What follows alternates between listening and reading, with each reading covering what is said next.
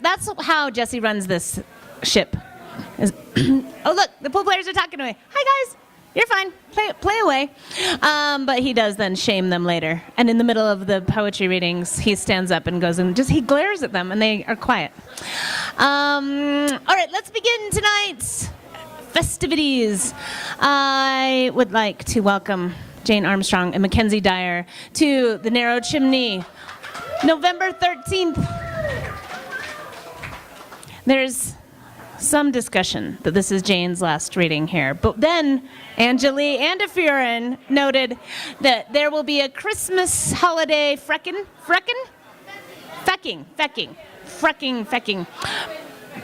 holiday reading on December 4th. So Jane will be reading then again. And then I bet we can get her to read a couple more times this spring.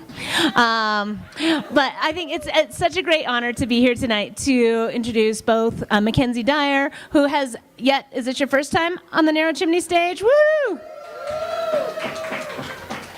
And Jane Armstrong, who has been on this stage a number of times and is one of my favorite readers. And I'm going to turn over to Ann Cummins. And then my MC jobs will involve, I think, wrapping up at the end and also announcements. So if you guys have any announcements you want me to note, you should write me little tiny Post-it notes. All right, so I'm turning it over to Ann. Thank you guys for coming up.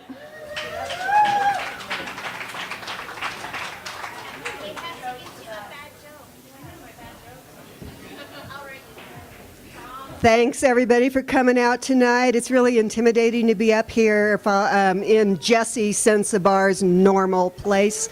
But I'm going to try to rise to the occasion and feel very privileged to introduce these two wonderful writers.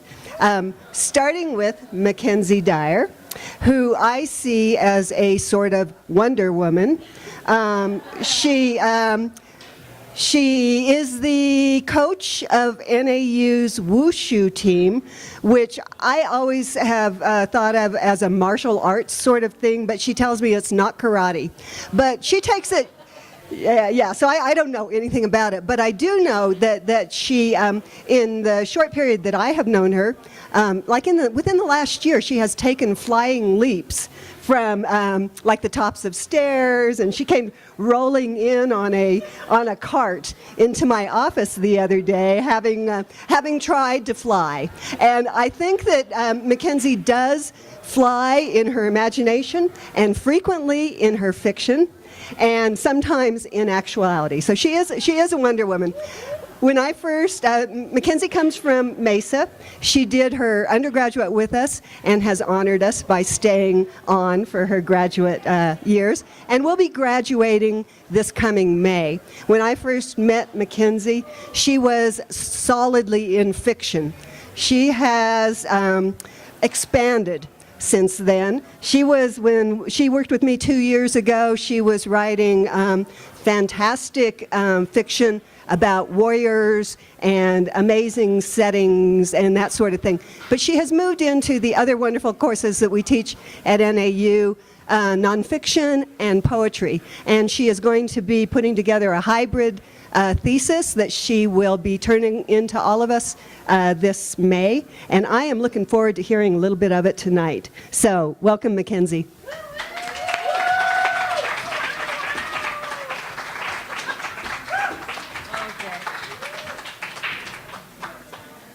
All right. Let's see. Okay. Can you hear me okay? I will say that Wushu is a Chinese martial art and karate is Japanese, so that's the difference. But yeah, thank you, Anne, for that great introduction. So most of what I'm reading tonight is already solidly going to be in my thesis. And one probably needs a little bit of cleanup before it goes in there, but yeah, it should be great. So I'm just going to go ahead and start. This one's working title is A Woman's Faith. At one point, I had this temporary tattoo inked on my skin, Girl Power, in blocky cap letters resembling my dad's handwriting.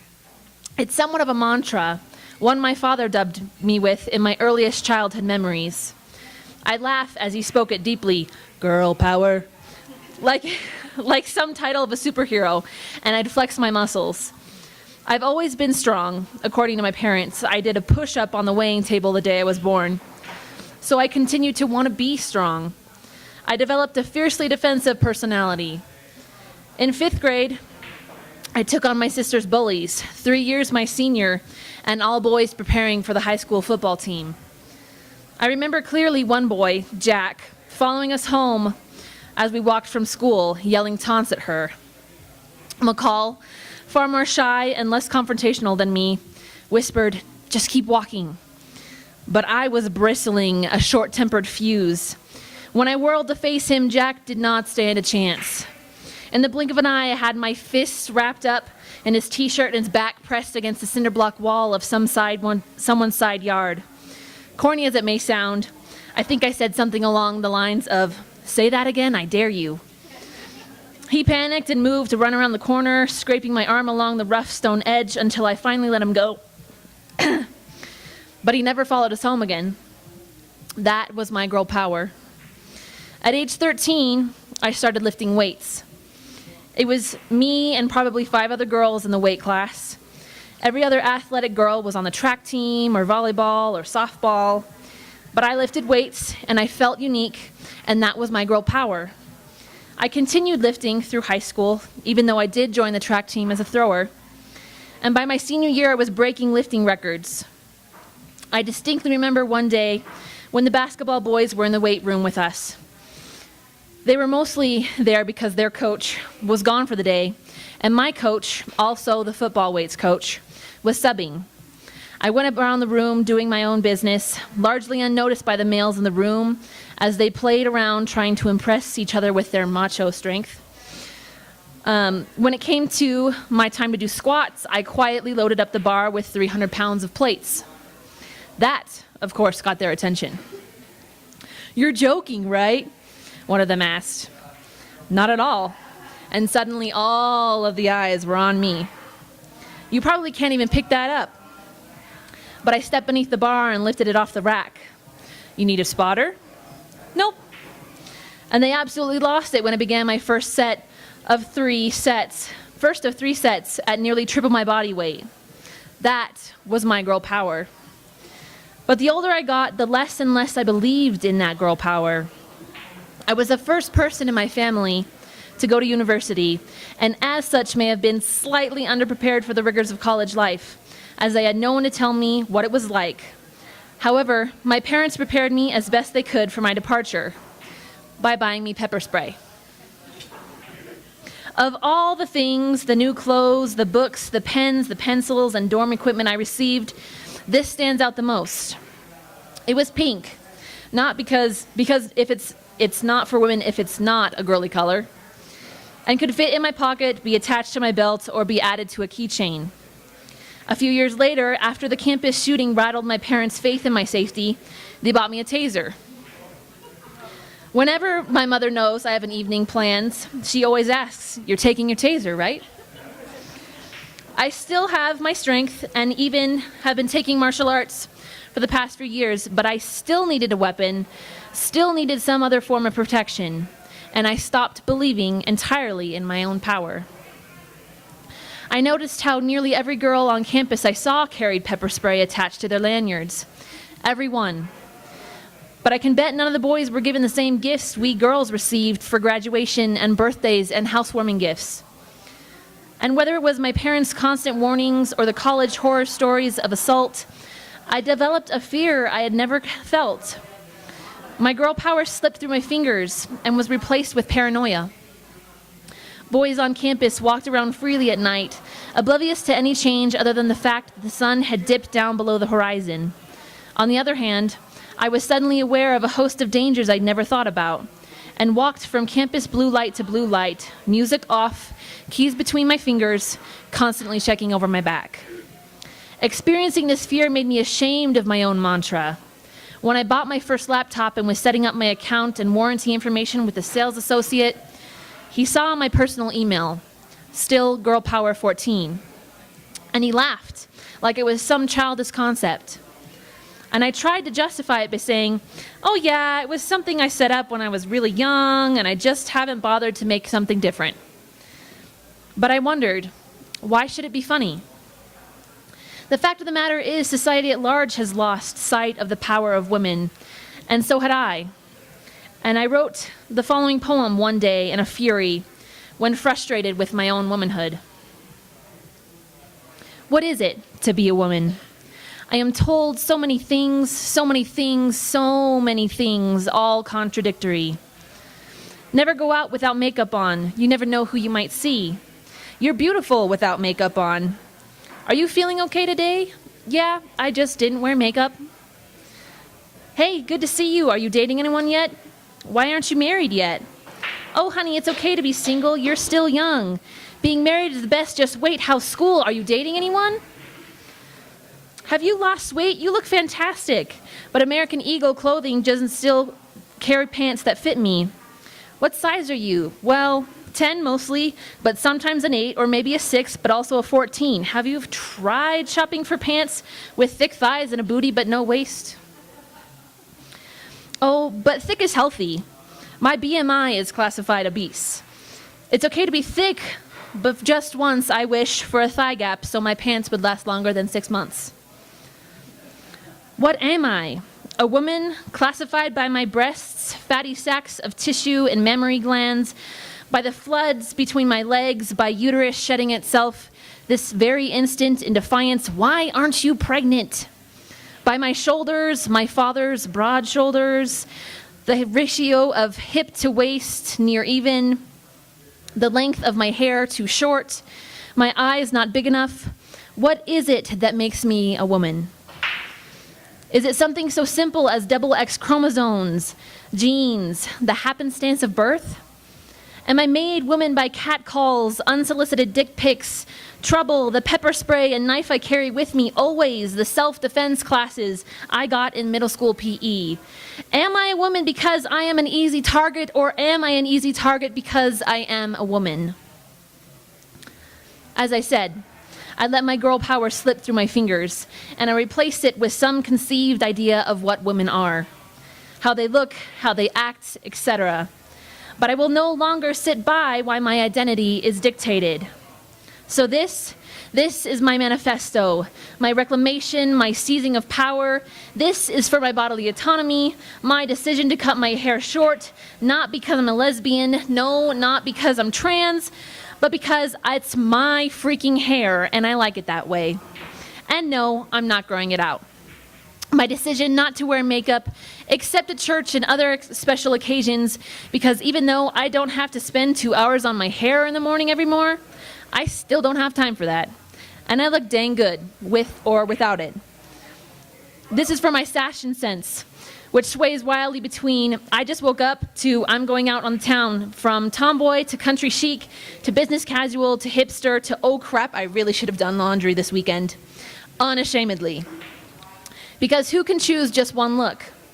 This is for my body type, not for skinny shaming, nor fat shaming, or believing that BMI tells you anything about your weight, but for working out a few times a week, but also enjoying French fries and pasta. Yes, I know I wear my weight well, thank you.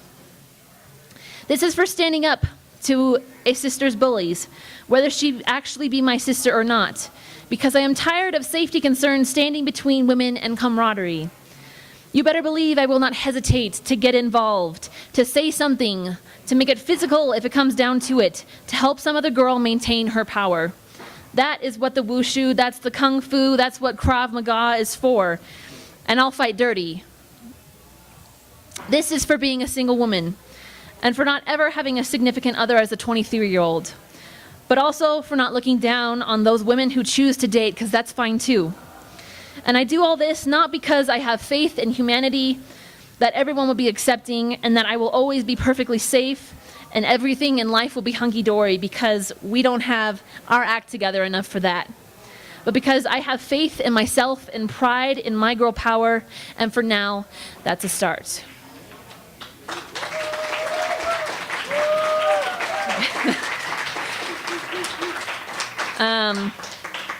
So the next, everything else I have to read is just strictly poems. And it's sort of ironic what I have to read next is kind of a sequence of poems. But I wrote the first poem in a class with Jesse Sensabar when he was finishing up his MFA. But it has come to have a sort of sequel that I wrote just recently. So I'll read both of the poems together. So the first poem is called Broken Vessel. I cannot face them, so I stuff them down into their rightful place. Those feelings from the back of my throat, back down into my stomach where they churn and burble. They are not simply gone. They sit there in the back of my mind as well, sit as a physical weight in my shoulders. Worry makes my knees pop, legs fidgety, foot tapping the ground. Red hot emotion makes my neck stiff, all muscles tensed and ready to react. Hands clenched in white fists. Gloom settles in my heart with unspoken emesters where unspoken emotions fester like a wound desperately concealed. Shame. My thoughts berate me for both feeling this way and for hiding it. I push them down again and again and again. I run from my own emotions and hardships and problems, move fast and ignore the pain that radiates from nowhere. I am not large enough a vessel to contain it all. A weight most people cannot see eventually cracks my clay, and emotions seep out of the seams until it explodes and scatters my pieces beyond all fixing. So before I read the next poem, I have to show you the picture that inspired this. So I was scrolling through Facebook one day, and I follow a number of artists on Facebook. And this artist called Billy Bond had just released her newest gallery full of busts done in a unique Japanese style where she fuses pieces together with gold. And so the first bust I saw was this woman of different pieces that had been fused together. And so that kind of inspired this development in this poem. So this poem is called Repair. I've learned recently of a Japanese art form, kintsugi, or golden joinery, wherein artists repair broken ceramics with gold and lacquer. See, the Japanese believe that to fix something does not mean to make it the same as it was before, but instead to make new beauty from the brokenness. Likewise, through kintsugi, the art of broken pieces, I have been made whole again. The largest pieces of me, once scattered, now again together by patient hands, friends, parents, counselors, even my own hands gathered, puzzled back together my soul. And what was missing was filled with gold, instead of being hidden away. It shows proudly, a badge of honor, not shame, not a Band-Aid, nor superglue, no stitches, yes, a scar. But I am learning to love my brokenness, embracing my damage as part of my story that exists just as much as any other. A defining experience in the beauty of my body. Yes, I may be broken, but I am still whole.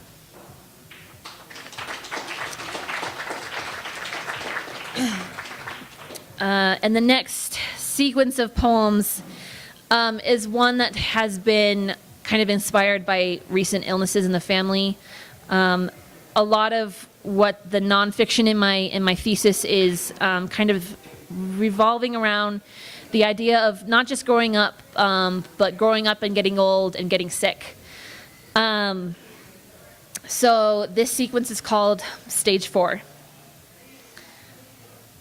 Diagnosis. You told him to go see a doctor, but he just made excuses. I am old, it only hurts a little.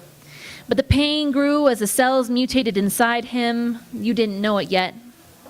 Medical dramas make it look so simple. One blood draw and a simple scan and they know. But real medicine is slow and complicated. It took months. Process of elimination until they finally sit you down to explain that your grandpa has an expiration date, 3 to 6 months. And you want to cry or scream, tears well up behind your eyes and in your throat, choking. But you cannot let them fall. Not yet. End stage. You will be there for every tube, pipe, needle prick, and every scan, every checkup, every time the news is bad and time is short. And all modern medicine can do is make him comfortable. But even the drugs will soon lose their effects. So you stay by his bedside as often as you can, but life gets in the way of dying. And the day comes when you desperately need groceries and you shop as fast as you can, but he draws his last breath as you wait in the checkout line. The only thing you can think about is that his last words were nothing profound, but "I love you, honey," like it were any other day. At the funeral, the tears break the makeshift dam you spent as many months tending as you did him, and they spill over your lashes and clog your throat, smother your heart with cold, hot rivers of tears and everything you spent months holding back.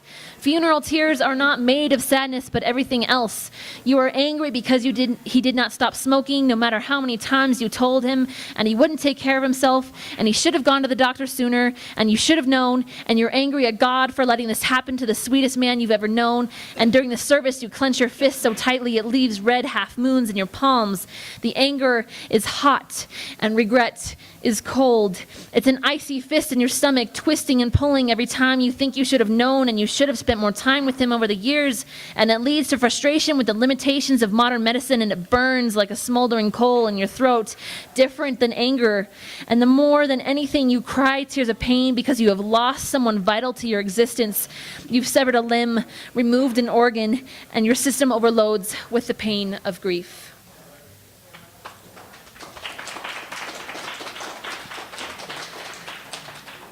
And this will be my last one. Again, revolving around the idea of illness. It's titled, "You Should Sit Down." It's never a good thing when the doctor calls instead of emailing. You need to come in. You sit in the waiting room with all the others and feign ignorance as to the reason your doctor's concern, but you already know why. Take a seat. The doctor will be with you shortly. And you flip through the magazines, 20 tips for healthy lifestyles, as if you can do anything, as if that can do any good for you now. You tested positive. And the world is suddenly limited to your own body's malfunction. Error code 500, something is broken. Here are your treatment options. Your ears hear this bit can be removed, and this bit can be replaced, and this new chemical could be added to improve response. I know this is a shock, but I promise we will take care of you. And then you have to drive through traffic like nothing's happened. Words echoing in your head. At home, those words finally reach some spark in your brain that houses panic. You should have sat down, but you fall instead. Thank you. And the business of selling education and the de-emphasization of learning. And really, we had a wonderful cast and a wonderful play to work with. So that's where I start when I think of Jane as a literary warrior. But I also think about the last time I saw her on this stage and the essay that she read that just knocked my socks off. It was so beautiful and so scary, and left me leaving this room thinking, how do nonfiction writers do that? I was so jealous. And the content of that essay meant going deep into personal territory and very painful territory, and that's what she does. And this is the really sappy part. So Jane and I, several months ago, I guess, exchanged emails. We were both interested in genealogy, and we had discovered that we have several threads in common, and possibly had kinsmen fighting on the Scottish Highlands back when the Scots were fighting the Brits, the landlords versus the rest of us. And my people were the McDowells. And Jane's were the Armstrongs, and they had a much bigger plot than the McDowells. But right along with us was James Jay's clan, which I understand is the McKays. And I just want to say how cool it is to be on this stage at Uptown Billiards, still fighting it out, all of us, with our fighting utensils, our pens. Jay.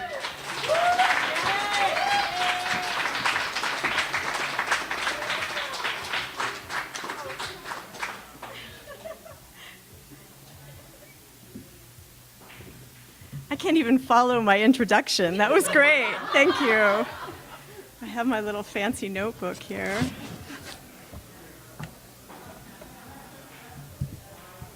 Can you hear me? Yes? Okay. Angeli told me to write a script and stick to script, so I will do that.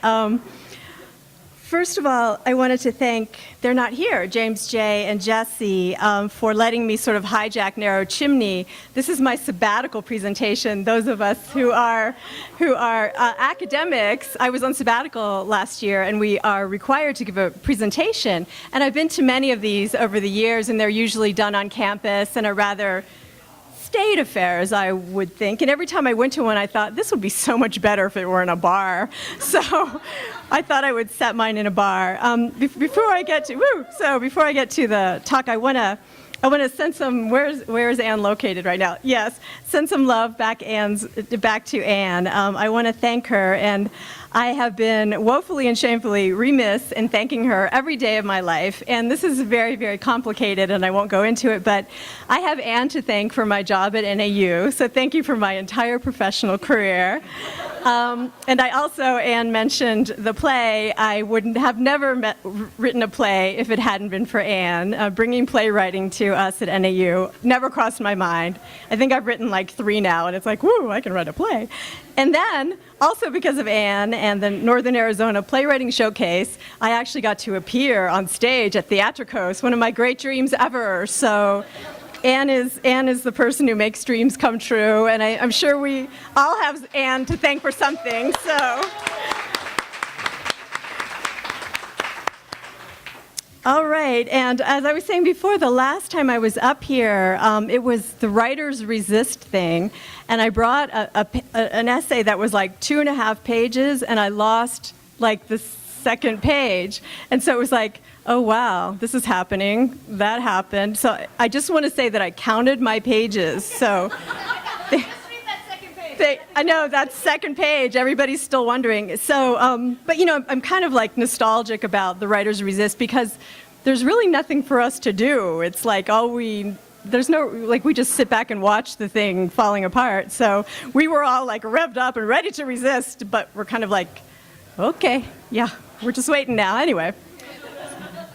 All right, so let's see. I have a couple of shortish pieces here. This one is, Angeli, did everything get said about the feckin' holiday?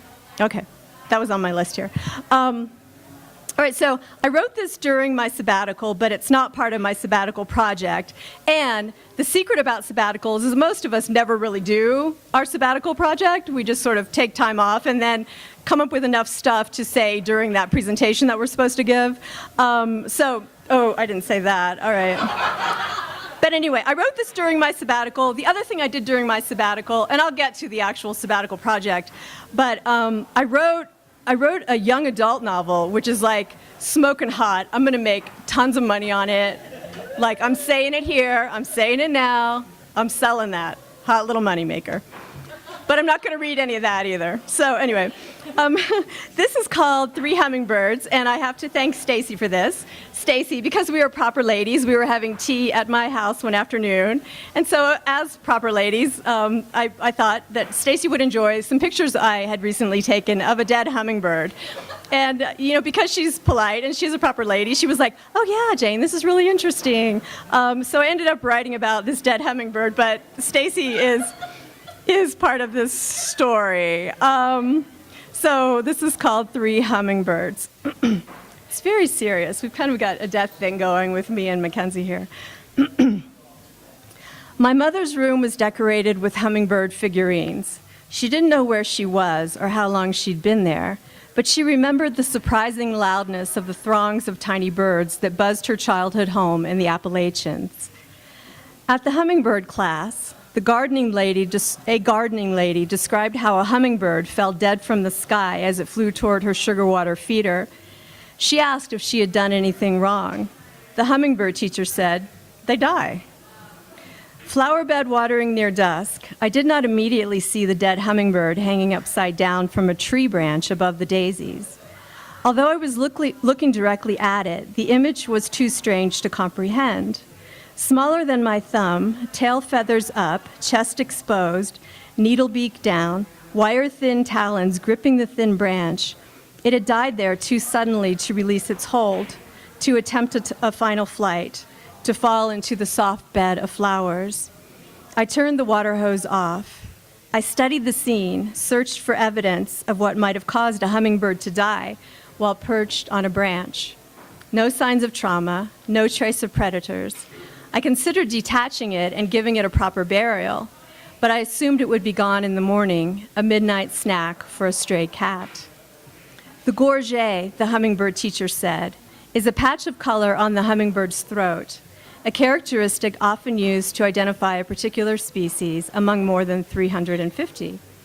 This is how I know the hummingbird in my freezer is a black-chinned male. I found that one unconscious, dangling by its beak from my feeder. I wrapped its warm, weightless body in a blue plastic bag and put it in the freezer to gently hasten its death. I intended to take it out the next day, examine it post-mortem, but 3 years later, it lies in state beneath a bottle of vodka and a box of waffles. That is gross. It's still there. The next morning, the upside-down hummingbird corpse was still there. I sat on the stone steps beside the raised flower bed, as close to the bird's body as I could get. Except for a thread of clear, dried liquid appending from its beak, it remained perfectly intact. Broad-tailed, female. By the time I flew across the country, my mother had died and her body was gone. For 3 more days, I sat with the hanging bird and observed its decay. Feathers bent away from the body, fraying. Flies circled the desiccated eyeballs. One rigged claw withered loose from the branch. And then the little mass of feathers and bone disappeared, taken in the night. Flowers attractive to hummingbirds. Crimson columbine, coral bells, beard-tongued penstemon, trumpet creeper, butterfly bush, desert honeysuckle, flowering quince, torch lily, Chinese bellflower, weeping bottlebrush. In lieu of funeral or flowers for my mother, she had requested no bother. I had a ruby-throated male sipping from a pink blossom tattooed behind my right hip, hidden. In rare instances, while dressing or turning in bed, I will catch sight of the hummingbird inked into my flesh, and for a moment, I will not recognize it. When did it get there? How did it happen? I'm never prepared.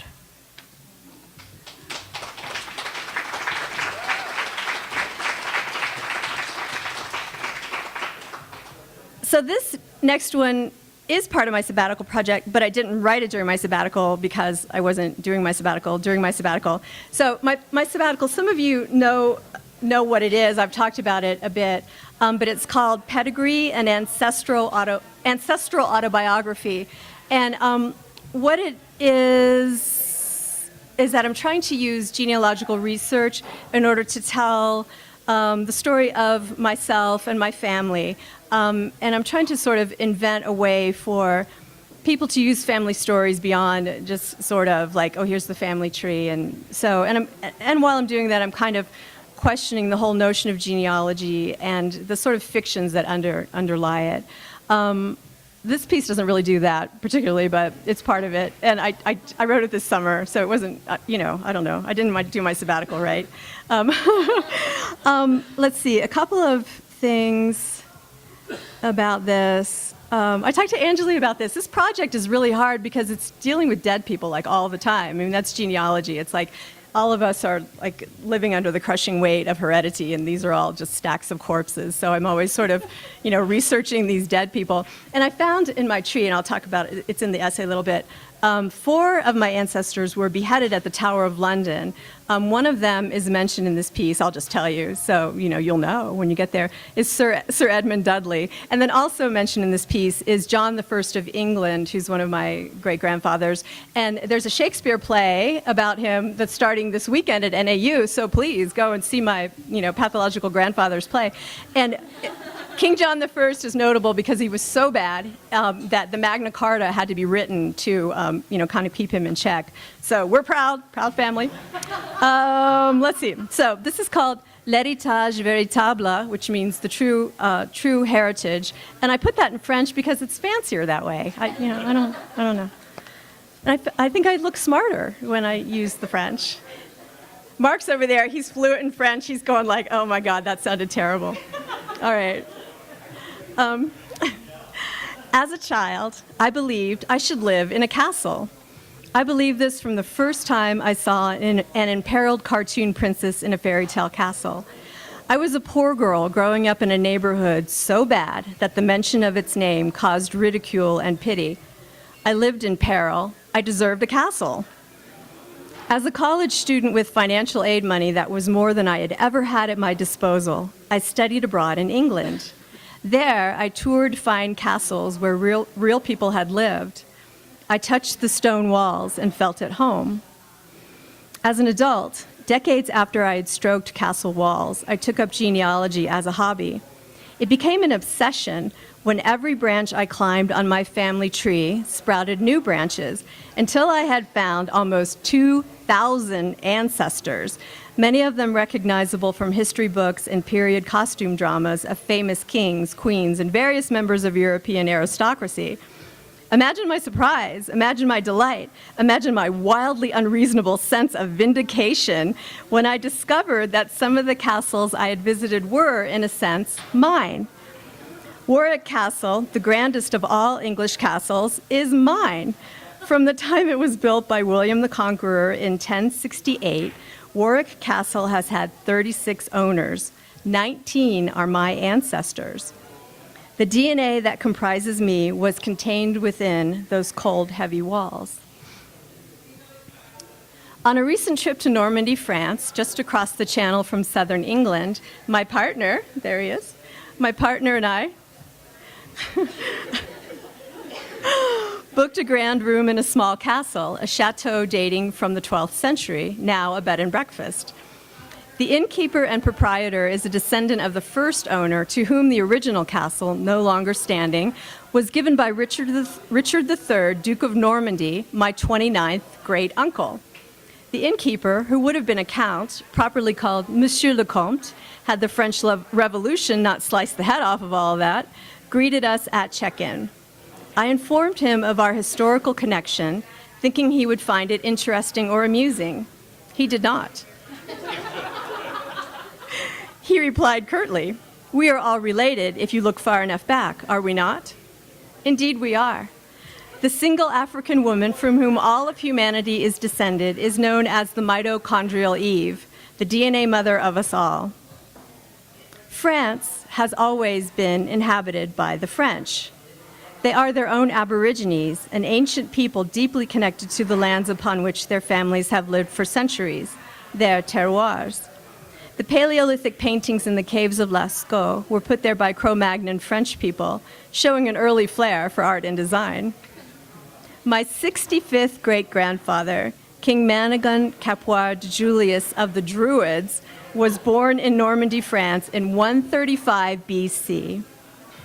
My 29th great-uncle, Richard III, Duke of Normandy, was brother to Robert. I guess this would be Richard and Robert, but I'm not going to do that. Was brother to Robert I, Duke of Normandy, my 29th great-grandfather. Robert challenged his older brother Richard for the dukedom and lost. A year later, Duke Richard, the one who gave the castle to the family of Monsieur le Comte, died under questionable circumstances. Poison was suspected. Robert, my 29th great-grandfather, became Duke of Normandy. With his mistress, Arlette de Falaise, he fathered a child. That child was called William the Bastard, unimaginatively. History knows him as William the Conqueror of 1066 and all that. During breakfast on our first morning at the chateau, I told the story of my battling dukes to Monsieur Lecomte and his other guests as we gathered around the vast and splendid dining hall table, eating chocolate pastries off bone china. And the French know how to live, right? So this was good. Some of the guests had spoken of their plans to visit the famous Bayeux tapestry, 45 minutes north of the chateau. An intricately embroidered textile of great antiquity, the tapestry depicts the story of how William the Bastard, Duke of Normandy, my 28th great-grandfather, invaded England in 1066, defeated King Harold in the Battle of Hastings, changed history, and infused French into the rough Germanic Anglo-Saxon tongue of Britain, beginning the evolution of English into the rich, complicated language it is today. I expected my fascinating anecdote to elicit lively conversation and deep interest in me as the descendant of the great warrior king, but everyone just stared at their floral pattern plates. At the Bayeux tapestry, a couple from La Table de Petit Déjeuner, which means breakfast table, but I want to choose French again because I wanted to be fancy and smart, was exiting as we were entering. They pushed quickly through the door, avoiding eye contact. Bonjour, I said brightly, even though they were English speakers. How was it? Great, the woman replied flatly. Get the audio guide, the man said as they hurried past. It's very informative. He spun informative in a way that suggested I needed to be informed. I pretended to be a serious scholar and asked Monsieur Lecomte if I could consult some of the books on French history in his rather impressive library. I asked if I should wear gloves to protect what appeared to be very old volumes. They are reproductions of no real value. He dismissed the entire collection with a slight wave of his hand. The originals were destroyed in the Revolution, he said. Everything was taken from us. I didn't touch the books. As a teenager, I walked the East Sussex coast in England near the place where William the Bastard landed before the Battle of Hastings. Contemporaneous chronicles report that William tripped and fell on the rocky beach. This was taken as a sign that the Normans would fail to depose King Harold, but William recovered the moment by saying, "See, my lords, by the splendor of God, I have taken possession of England with both my hands. It is now mine, and what is mine is yours." Monsieur Lecomte, gifted storyteller, wove a tapestry of oft-told tales from his family lore that were no less affecting for their smooth delivery. He told us about the ghost of Great Aunt Charlotte, who haunts the long passageways between the wings of the chateau, and the clever marquise who hid in the cellar when the revolutionaries laid siege upon the castle. The best stories concern Monsieur Lecomte's father, who, as a teenager in Nazi-occupied France, carried messages for the resistance, an act of remarkable courage for a young man who had witnessed German soldiers gun down his fellow townspeople in the street. He hid the messages in the headlamp of his bicycle. One day, German soldiers seized the bike. Monsieur Lecomte's quick-thinking father said, one must imagine this spoken in English with an aristocratic French accent, "Oh, oui, bien sûr, you may have my bicycle, but please, messieurs, might I keep the light? It was a gift from my fiancée, and she would never forgive me if I lost it." In a rare act of empathy, the Nazis let the young man take the headlamp and the dangerous message it contained off the bike. At this point in the performance, Monsieur Lecomte raised a sly eyebrow, emitted a little laugh, and delivered the kicker. "But you see, my father had no fiancée. It was all invention." He tapped a temple in admiration, indicating the familial brain. We provided the requisite gasps and glee. Satisfied with our appreciation, Monsieur Lecomte stepped into his library and brought out for our examination a silver tray upon which was placed the aforementioned headlamp and another item, a rock. He told us how, when it seemed his brave and clever father's luck had finally run out, he was arrested by the Nazis. He had grabbed up this very rock, clenched it tightly in his hand, and said, "This is the last piece of Normandy I will ever see." But the father's luck had not run out. As he waited to board the train that would transport him to a camp and likely death, word spread that France had been liberated. That train never left the station, and the Count's father and his rock returned safely home. Monsieur Lecomte indicated the rock wrapped in cellophane and said, "This is my most treasured possession." With tears in my eyes, I knew it to be true. My own father, at age 18, served with General George Patton's U.S. Third Army in 1944, one of the thousands of Americans who fought to liberate Normandy from Nazi occupation. This, Monsieur Lecomte respected. Patton stayed at my brother's chateau, just 5 minutes from here, he said, as if my father, a poor sapper from Appalachia, had stayed there too. I took a rock from the beach near Hastings where William the Bastard launched the battle that would make him William the Conqueror, King William I of England. In my fanciful teenager's imagination, I pictured William and his troops marching across that very rock. I held it tightly and felt its connection to history.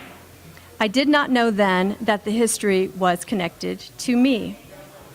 Pedigree, Jane Ellen Armstrong, that's me, is the daughter of Helen Fay Durham, who is the daughter of Mary Jane Crook, who is the daughter of Sally Faye Lilly, who is the daughter of George Washington Lilly, who is the son of William D. Lilly, who is the son of Edith Edie Metter, who is the daughter of Josiah Francis Metter Sr., who is the son of John Meadows Metter, who is the son of Thomas Meadow, who is the son of Mary Wellstead Yates, who is the daughter of John Yates, who is the son of Mary Trejan, who is the daughter of Mary Storton, who is the daughter of Charles Storton, 7th Lord of Storton, who is the son of Elizabeth Dudley, who is the daughter of Sir Edmund Dudley, Speaker of the House of Commons and President of the King's Council, who is the son of Sir John Dudley of Atherington Dudley Sutton, who is the son of Elizabeth de Berkeley, Baroness Dudley, who is the daughter of Sir John de Berkeley, who is the son of Sir Thomas the Rich de Berkeley, who is the son of Morris the Magnanimous, 2nd Baron Berkeley, who is the son of Sir Thomas the Wise, 1st Baron Berkeley, who is the son of Isabel de Chilham Fitzroy, who is the daughter of Baron Richard Fitzroy I, who is the illegitimate but legally recognized son of King John I, John Lackland, the Bad King, Plantagenet Bad King, Lord of Ireland and Mortain, Duke of Normandy, King of England, who is the son of King Henry II Curtmanel d'Anjou, Plantagenet King of England, who is the son of Empress Maud Matilda Plantagenet of England, who is the daughter of Henry I Beauclerc, King of England, who is the son of William I of Normandy, the Conqueror, King of England, my 28th great-grandfather. Heritage. I caught my final glimpse of Monsieur Lecomte as I dragged my suitcase down the long stone staircase of his family's ancient castle. Armed with his mighty dustbuster, Monsieur Lecomte was vacuuming the dining room chairs. Patrimony, 2 rocks. Thank you.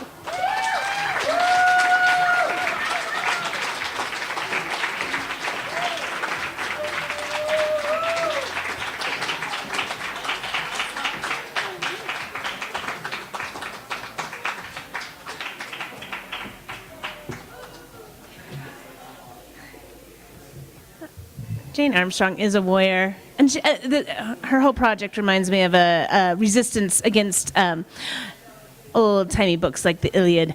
That list, I feel like we should all memorize that list of names so we can know truly where Jane Armstrong comes from. And I think it's important to the genesis of our program, which is the nonfiction part, is truly thanks to her and her invention. And my dear friend David Carlin's in town, and we're going down to begin thinking about the Nonfiction Now conference that'll take place a year from now. And it's thanks to Jane Armstrong that NAU has anything to do with nonfiction at all. So thank you for your nonfiction, and truly.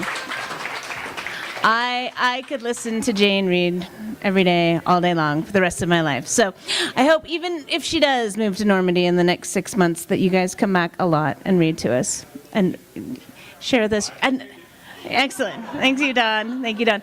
And thank you so much, Mackenzie, too, for your brilliant work. Thank you so much. Thank you, everyone, for tonight.